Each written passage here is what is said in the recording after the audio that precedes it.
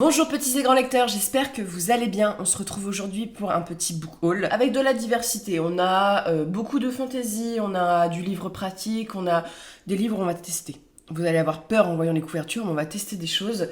On commence tout de suite, voilà. Pour ce mois-ci, j'ai 2 dates de dédicace à vous annoncer. La première, c'est Mons Livre en Belgique, qui est donc à Mons, un salon du livre où vous allez retrouver plein de genres différents et surtout c'est un événement gratuit, voilà, vous aviez accès. C'est aux portes de la frontière franco-belge et c'est un événement que j'avais adoré faire l'année dernière. Et à la fin du mois, on se retrouve pour 3 jours à Miroménil comme tous les ans, au marché de Noël de Miroménil en Normandie, à côté de Dieppe. C'est pas très loin de Paris non plus, et ça vaut le coup de faire le petit marché de Noël qui est très typique, et surtout c'est un marché de Noël qui est assez, j'en ai fait quelques-uns pour le coup, qui est un des plus beaux de Normandie parce que le lieu est assez exceptionnel, c'est Château de Maupassant, qui est décoré, on est sous une super ambiance avec, voilà, c'est magnifique, et surtout c'est connu pour le choix de ses artisans, vous allez avoir que des artisans sur place, notamment des artisans normands, et c'est hyper sympa. Moi, c'est un événement que j'adore faire dans l'année. Je dois dire que j'ai eu 3 services presse, et je dois vous informer que ça fait 2 mois que je ne reçois plus les services presse de Pocket. Pas que je les demande pas, mais c'est qu'ils n'atteignent pas ma boîte aux lettres. Par je ne sais quel miracle, ça a fait 4 ans que ça fonctionne, et là, ça ne fonctionne plus. Donc il y a peut-être des petits problèmes en interne, j'en sais rien, mais pour le coup, je ne reçois pas, donc je peux pas vous présenter les collectors du Seigneur des Anneaux pour la fin de l'année. Voilà, ce qui est quand même plus dommage pour eux que pour moi, hein, mais pour le coup, voilà, j'aurais bien voulu les présenter parce que ça aurait été une chouette idée de cadeau de Noël. Mais aujourd'hui, je vous présente donc le premier service presse. Je ne sais pas si c'est la maison d'édition qui a décidé de m'envoyer le livre parce que j'ai déjà lu cette autrice, ou si c'est l'autrice qui a demandé à ce que je reçoive le livre. Je serais plutôt partisane du fait que ça soit Georgia qui ait demandé, hein, j'en sais absolument rien, mais c'est Les Serments d'Eldenai, donc de Georgia Caldera. C'est dans Slam. Alors, à mon avis, genre à mes connaissances, je crois que c'est la première fois que Georgia écrit de la jeunesse. Et je l'ai beaucoup aimé. Je l'ai déjà lu et je trouve que pour un récit jeunesse, c'est très sympa, ça donne très envie. C'est une duologie. Et la particularité, c'est que tout est illustré par Georgia elle-même, parce que Georgia a multiples talents, voilà. Et c'est un roman qui s'inscrit, alors toujours, si vous avez lu déjà Georgia Caldera, il y a une petite pincée d'amour, hein, toujours dans ses textes, mais c'est un roman qui s'inscrit dans une sorte de fantaisie. On suit cette jeune femme, qui est une jeune fille qui est née dans des conditions assez particulières. Sa mère a accouché d'elle alors qu'elle était sujette aux opiacés, voilà, dans ce monde-ci. Ce qui fait que ces enfants-ci sont atteints d'une certaine maladie et sont placés dans un certain, on va dire, couvent d'une certaine manière, un espace religieux, pour devenir des prêtres, des prêtresses.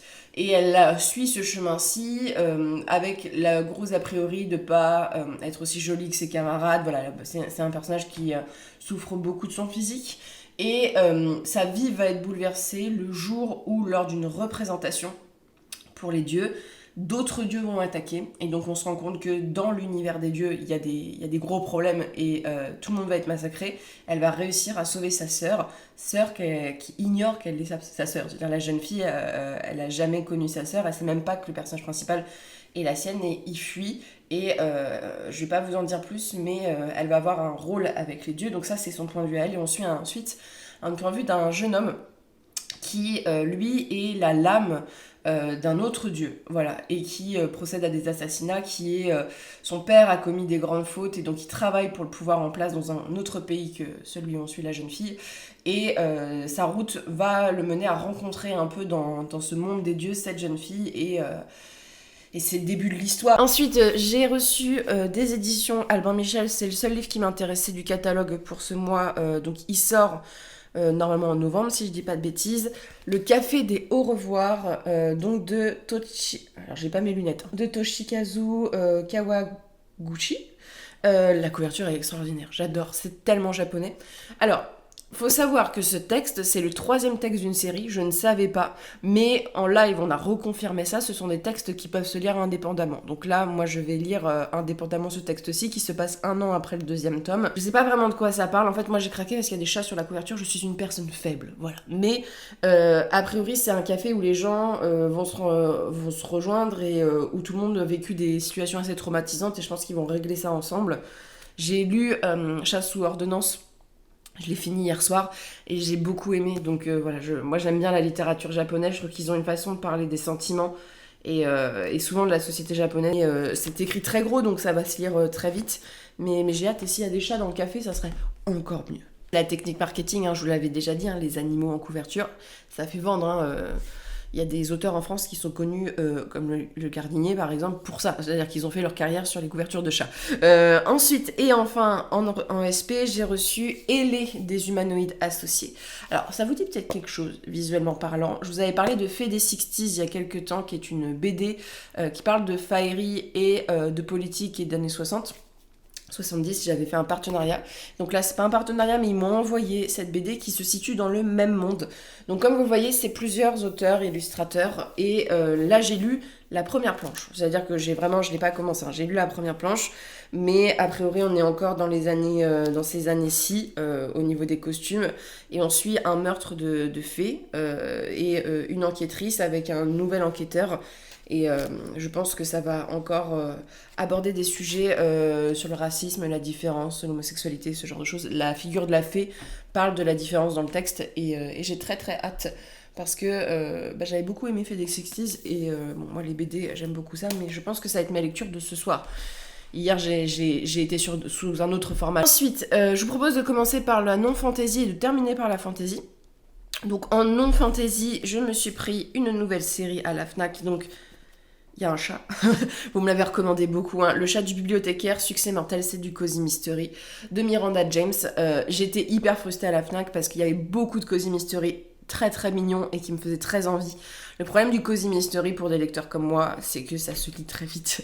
Voilà, c'est bien pour des lecteurs qui lisent pas très très vite et ça revient très très cher. Donc j'attends les sorties poche. Tu vois, les Agatha Raisin, ça me coûte une blinde à chaque fois. Donc je les achète plutôt en occasion. Mais là, celui-ci était en poche. C'est le premier tome, je vais tester. Je sais juste que c'est un bibliothécaire qui va enquêter avec son chat.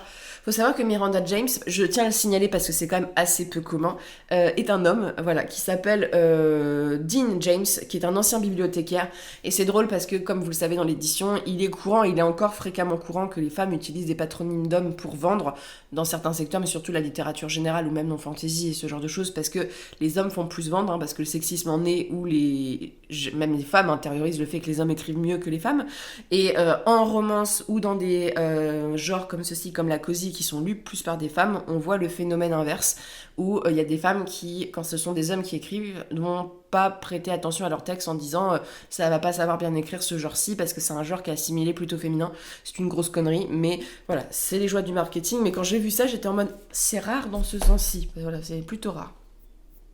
Et c'est quelque chose qui est encore fait. J'ai rencontré une jeune femme récemment qui écrit, donc qui est en auto-publication, mais qui écrit sous le nom d'un homme à cause de ça. Ensuite, j'ai continué une série qui s'appelle Meurtre et pépites de chocolat de Jane Fluck. Alors c'est une série, c'est les enquêtes de Anna Swessen. C'est une série qui mêle enquête, cozy mystery et un peu pâtisserie. On suit Anna qui est une jeune femme qui tient une bakery, une pâtisserie dans son petit village aux États-Unis. C'est un peu un téléfilm, voilà, faut le lire comme ceci. Et Anna va toujours être mêlée à des enquêtes, elle enquête, et là, il y a un concours de pâtisserie qui est organisé dans son échoppe, qui est filmé à la télé, et le juré qui a pas été cool avec les gens qui ont participé est retrouvé mort avec la tarte que la Charlotte... Attends, je vous dis ça, mais... C'est le premier tome, celui-ci, je me suis plantée. Voilà, je vous mets la couverture du deuxième, mais c'est Charlotte aux fraises, le deuxième. Et avec la Charlotte aux fraises, ils retrouvent son cadavre et ils enquêtent. Alors, cette série, je mets un gros trigger warning, c'est une série qui a très très très mal vieilli. Moi, je le regarde comme un téléfilm M6 et que en ce moment, j'ai besoin de livres qui me prennent vraiment pas la tête, mais qui est très daté sur la représentation des femmes, sur la représentation des corps. C'est un livre qui a été écrit, tu vois, l'autrice est née en 43, je pense que c'est des bouquins qui sont sortis dans les années 90. C'est clairement ces bouquins un peu à la Bridget Jones qui ont pas mal d'a priori et qui ont vraiment mal vieilli. Sorti en 2000. Même pour les années 2000, c'est un peu vieillissant.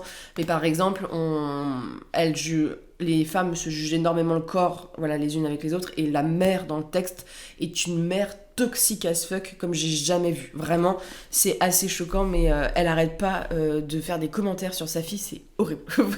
Mais les histoires sont mignonnes, et puis en plus, le personnage d'Anna est assez intéressant, ça fait très, très téléfilm. Ensuite, alors là, je vous spoil Noël. Je vous spoil une vidéo de décembre, mais voilà, je l'ai acheté là. On va lire ensemble un petit livre de Noël. J'aime bien tester, hein, je vous l'ai déjà dit, hein, moi je suis pas quelqu'un qui s'enferme dans ces genres littéraires et j'aime bien découvrir pas mal de choses. Et on va tester un Highlander sous le sapin. On en a parlé en live hier, hein, mais ce livre qui est shiny, j'étais choquée en librairie de voir comment les romances de Noël prennent une place de fou voilà, sur les devantures. Mais voilà, c'est de Anna Scott. J'ai pas lu la 4e, mais c'est écrit pour des gens qui ont des problèmes de vue, parce que même moi, tu vois, sans les lunettes, je peux le lire très facilement. Et ça va être une petite romance de Noël. Vous savez, ma passion pour les films de Noël, hein. Moi j'aime ça autant que j'en ris. Et voilà, si ça se passe en Écosse, a priori, ça va peut-être se passer à Édimbourg, hein, un truc comme ça, hein. Mais ça me fera voyager dans les Highlands, hein, et c'est une autrice française, contre toute attente. Voilà, je pensais que c'était une autrice américaine, mais voir ce que ça donne, et je pense qu'on va rire, parce que moi, les films de Noël, c'est aussi mon plaisir coupable. Je ris, je me moque, et en même temps, j'aime ça, tu vois. C'est un peu la personne qui aime se faire battre, hein, d'une certaine manière. Et enfin, en termes de hors fantasy, je me suis pris un livre que vous avez sûrement vu partout sur les réseaux sociaux, parce que ça a été une sortie très attendue. J'aime beaucoup le travail de l'autrice qui est présente sur les réseaux sociaux. J'achète assez peu de produits dérivés, mais celui-ci de très belle qualité, c'est pour ça que je l'ai pris. C'est donc Mes petites douceurs, cosy des 4 saisons. Donc c'est Caro van Woonland, pour les gens qui connaissent un peu sur les réseaux sociaux, qui est avec donc Albin Michel. Et le truc, c'est que je l'ai même pas vu dans le programme de Service Presse, celui-ci. J'ai peut-être pas fait gaffe. Qui est un livre avec plein de recettes. Mais moi, en fait, c'est vraiment l'esthétique. Je trouve qu'elle a une façon de décrire les recettes en fonction des saisons. Donc, comme je viens de changer de cuisine, ça va peut-être me motiver à me mettre un peu plus à la pâtisserie, voilà. Même si ce corps en a pas forcément besoin, l'esprit en aura peut-être plus besoin. Mais regardez-moi ça, c'est adorable. Le livre est vraiment de très belle qualité. Pour le coup, très chou. Ça va aller très bien dans ma cuisine, et ça va être autant un objet d'utilité qu'un objet de déco, hein, je dois le dire. Mais je l'ai feuilleté, je l'ai lu, j'ai lu, on va dire, tous les petits encarts qu'elle a fait, les recettes qui m'intéressaient, et franchement, le travail, regardez-moi ça. Mais quand tu aimes un peu ce genre de truc un peu à l'anglaise, c'est adorable. On passe ensuite à l'imaginaire. Alors là, j'ai acheté 4 livres qui sont dans des genres totalement différents. Alors il y a des choses que vous allez voir bientôt en d'update lecture, parce que j'ai pris de l'avance sur mes... On va dire pas sur mes SP, mais sur mes lectures de fantasy. Le premier, bon, vous allez vous en douter, hein, il y avait une sortie qu'on attendait tous. C'est Mémoires de la forêt. Donc la saison des adieux, donc de Michael Brun-Arnaud. J'ai très peur de le lire, parce que j'ai peur encore de pleurer de fou. Mais c'est encore illustré par Sad Noé. Donc a priori, le printemps est mis en avant. C'est de la... Pour moi, je considérerais ça... Alors, moi, j'aime beaucoup, parce que vous savez que j'ai un problème avec les animaux, hein. Malgré mon grand âge, j'ai un gros problème avec les animaux, hein. Chez moi, il y a plein de trucs en rapport avec les animaux. Et moi, j'ai été une très grosse consommatrice des copains de la forêt. Pour les gens qui connaissent, quand j'étais beaucoup plus jeune, hein, voilà. Quand j'étais en âge de jouer aux copains de la forêt. Et je dois dire que c'est une série que j'aime beaucoup, parce que c'est de la fantaisie animalière. On est dans un monde fictif, avec des animaux qui se comportent comme des humains. Et c'est un texte qui s'adresse aux enfants, mais aussi aux adultes.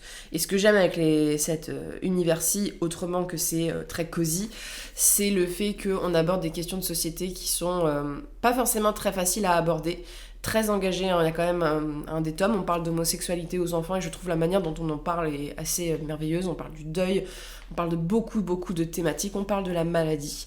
Donc voilà, c'est des textes où, en tant qu'adulte, ce n'est pas gnangnan non plus, et c'est très agréable à lire, et j'ai très envie de le lire, et en même temps, je suis très triste que ça finisse, parce que bon, c'est une série que j'adore. Ensuite, là, je l'avais spoté, hein, parce que moi, l'auteur, maintenant, je suis. Hein, je me suis pris le dernier Michael McDowell, donc c'est Lune froide sur Babylone. Il est magnifique. Alors moi, le bleu comme ça, je sais pas pourquoi ça me fait penser à Aladdin. Et c'est con de penser ça, mais je sais pas, je suis dans les nuits d'Arabie. Moi, quand je vois ça, ça me... Je sais pas, j'ai envie de chanter, pour le coup. Mais on est à Babylone, en Floride, dans les années 80. C'est marqué chaleur et pom-pom girl, rumeurs et superstitions, serpents vénéneux et mort brutale. Mais aussi une rivière tortueuse qui a déjà marqué la famille Larkin d'un saut funeste.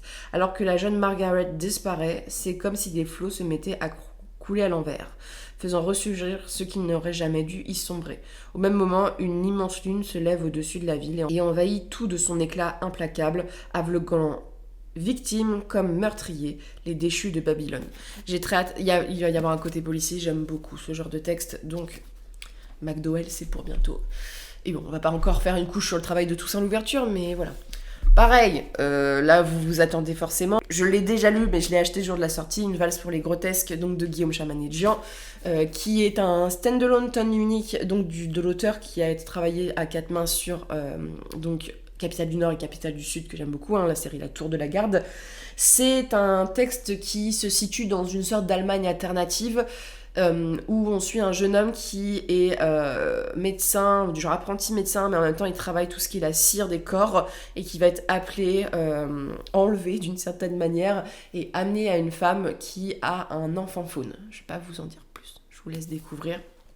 Ça a été une plutôt bonne lecture, très différente du Capitale du Nord, très originale, et il y a un côté, c'est pas une uchronie, mais il y a un côté un peu décalage de monde, et les personnages sont très attachants, j'ai beaucoup aimé. Et bon, Guillaume Chamanadjian, il arrive toujours à mettre une poésie dans ses textes que j'apprécie beaucoup.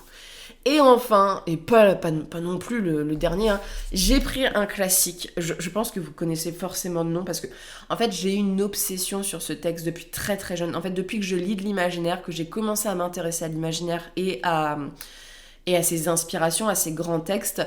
Ce texte est sorti très très vite, parce que c'est un des textes, quand on pense classique d'imaginaire, on pense à ce texte-ci. Et je ne savais absolument pas à quoi en penser, et donc j'avais des très grandes attentes, ce qui fait que j'ai été moyennement convaincue par le texte, parce que en fait j'avais tellement d'attentes que de toute façon il m'aurait pas satisfait, et que c'est bien plus jeunesse que je le pensais. C'est La fille du roi des elfes de Lord du Nazi. Je pense que vous connaissez forcément. C'est un texte qui est vraiment emblématique, je veux dire, c'est un des textes les plus connus en classique. Lord du Nazi, c'est un des seuls lords qui a eu une carrière un petit peu d'écrivain, et c'est son texte le plus fameux. Donc regardez dans cette édition Calidor qui rend hommage à une édition anniversaire. Le travail est très très beau, il est illustré à l'intérieur. Donc, La fille du roi des elfes, c'est l'histoire d'un homme qui va connaître un truc un peu horrible. Son père est en train de mourir, et son père lui dit avant de mourir, il faut absolument que tu partes en quête de la fille du roi des elfes, il faut que tu l'épouses. Voilà. Donc il écoute son daddy, il écoute son papou qui décède entre temps, et il part chercher cette jeune princesse qui vit dans un autre monde, donc dans le royaume des elfes. Il la kidnappe, il se rend compte que le temps s'écoule pas de la même manière, et donc il y a 10 ans qui se sont passés. Le père de cette jeune fille va pas forcément vouloir laisser sa fille, et ça parle en fait d'une jeune femme qui va être arrachée à son royaume, à sa culture, et qui va devoir vivre dans le monde des hommes avec un mari qui... voilà, il y a plein de choses, mais on va parler aussi de son fils, et de se s'en mêler d'une certaine manière, et de chasse, et de... voilà. C'est assez particulier, et c'est très sympa. Voilà, c'est très sympa. Je pense que c'est un texte qui peut être... J'aurais plus apprécié si je l'avais lu beaucoup plus jeune, mais c'est un must-have, et vraiment, quand je vous dis que c'est un texte connu pour les spécialistes de l'imaginaire, c'est sur le même plan que Le Seigneur des Anneaux. Donc voilà, Lord du Nazi, on en bouffe à toutes les sauces dans tous les essais. Mais ça reste un conte un peu pour les enfants, et un conte à remettre dans son époque. Le livre est sorti en 1924, donc ça fait 100 ans. Et donc, il faut se remettre dans la vision des femmes il y a 100 ans, dans les thématiques. C'est des textes où c'est avant Le Seigneur des Anneaux. Donc, la façon de voir l'imaginaire peut être très classique, très médiévale. Et ça parle aussi de la liberté. Et il y a un côté médiévaliste que j'ai bien aimé. Ça parle aussi de la figure des elfes d'une certaine manière. Et c'est plutôt sympa à découvrir et à offrir, notamment parce que c'est un très beau cadeau. Il est à 25 €, mais si vous avez des proches qui sont des grands amateurs d'imaginaire, voilà, ça fait partie des lectures à lire un peu pour sa culture générale aussi. Donc sur ce, c'en est tout. C'est déjà bien. Voilà, on a déjà bien trop dépensé pour ce mois-ci. Et je vous souhaite de très bonnes lectures, une très bonne journée, et on se retrouve bientôt pour une prochaine vidéo.